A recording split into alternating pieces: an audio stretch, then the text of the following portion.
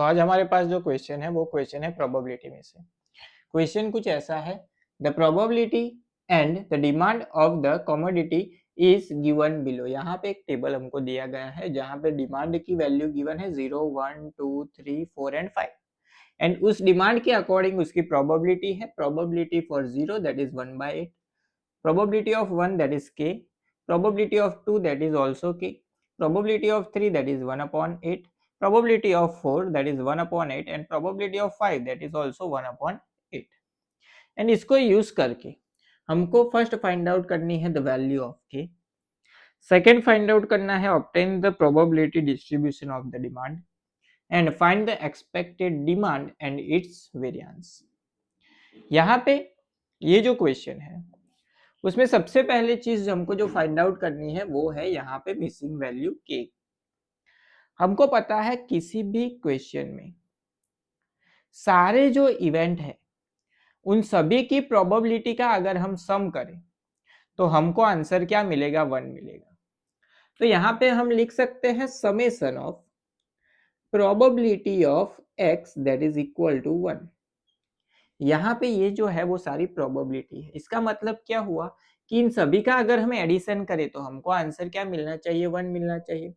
तो हम यहाँ पे लिख सकते हैं 1/8 प्लस के प्लस के प्लस 1/8 प्लस 1/8 प्लस 1/8 3 टाइम्स है दैट इज इक्वल टू 1। अभी यहाँ पे 8 जो है वो एलसीएम होगा, सो 1 प्लस 1 प्लस 1 प्लस 1 4 टाइम्स है, सो क्या मिलेगा हमको 4/8। के प्लस के वो हो जाएगा 2k plus 4/8 that is equal to क्या लिख सकते हैं 1। ये कैंसिल आउट हो जाएगा, 4 2 8, सो यहाँ पे क्या बचेगा 1/2। So 2k that is equal to, ये 1/2 इस साइड प्लस है, सामने ले लेते हैं तो माइनस, सो 1 माइनस 1/2, 1 माइनस 1/2 क्या होगा, वो भी होगा 1/2। 2 इस साइड मल्टीप्लीकेशन में, सामने जाएगा तो डिवीजन में। तो k इज इक्वल टू हम क्या लिख सकते हैं 1/2 इंटू 2 हो जाएगा 4।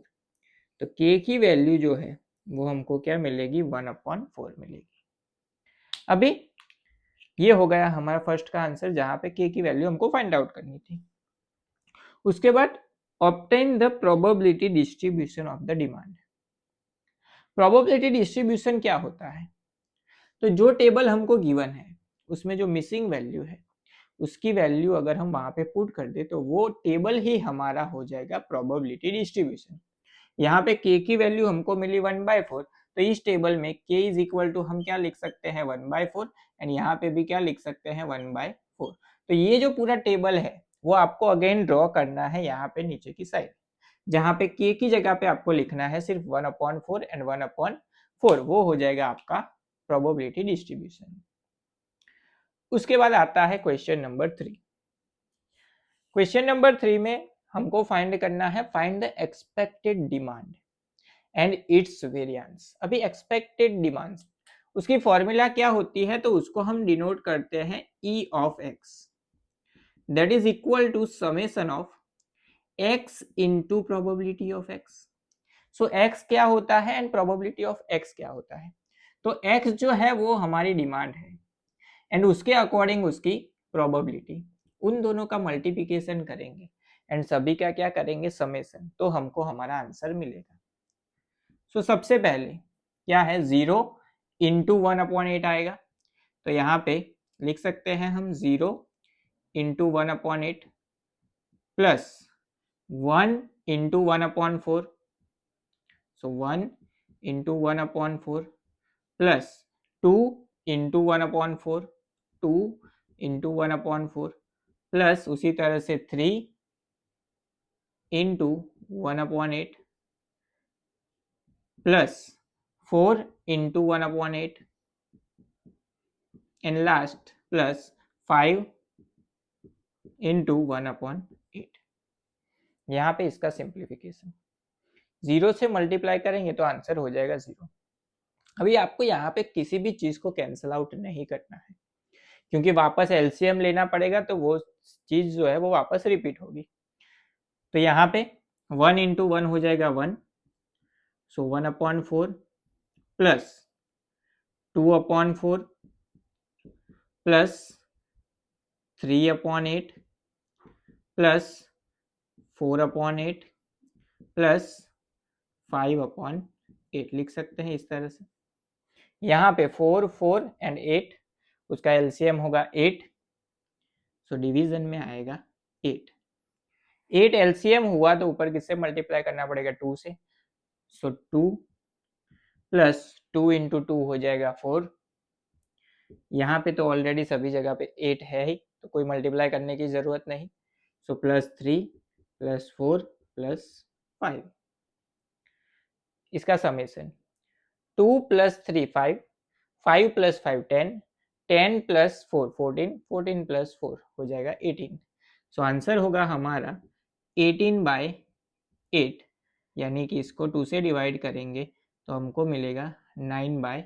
तो हमारा जो आंसर है एक्सपेक्टेड डिमांड वो क्या मिली हमको, 9/4। उसके बाद हमको फाइंड आउट करना है वेरिएंस।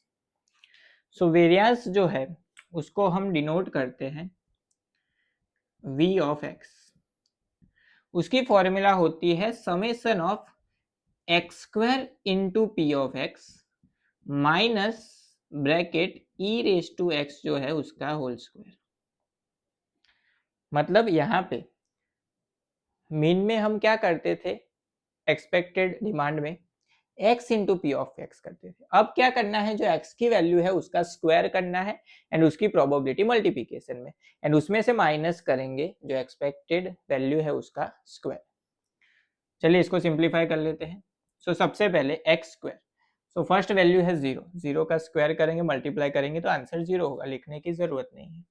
1 का स्क्वायर होगा 1 इंटू 1/4 प्लस 2 का स्क्वायर होगा 4 इंटू 1/4 प्लस 3 का स्क्वायर होगा 9 इंटू 1/8 प्लस 4 का स्क्वायर होगा 16 इंटू 1/8 प्लस 5 का स्क्वायर होगा 25 into 1/8 and minus E expected demand उसका स्क्वायर, एक्सपेक्टेड डिमांड क्या थी 9/4, उसका स्क्वायर उसमें से क्या करेंगे माइनस करेंगे।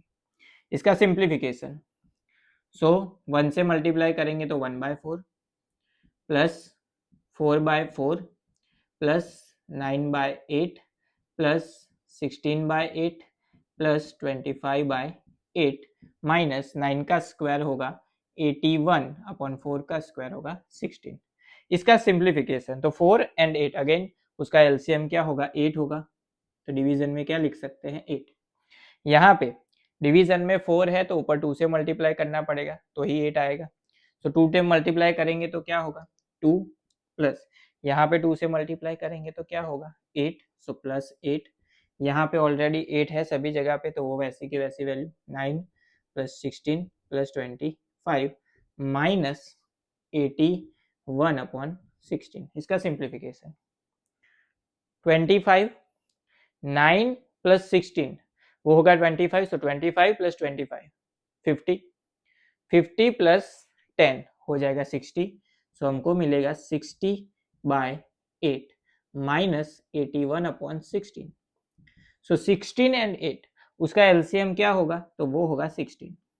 यहाँ पे डिवीजन में 8 है, अगर डिवीजन में 16 चाहिए तो दोनों को 2 से मल्टीप्लाई करेंगे तो 60 इंटू 2 120 माइनस 81/16।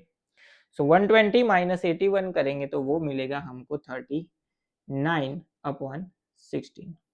तो ये हो गया हमारा variance of this given question जो हमको फाइंड आउट करने के लिए बोला गया था।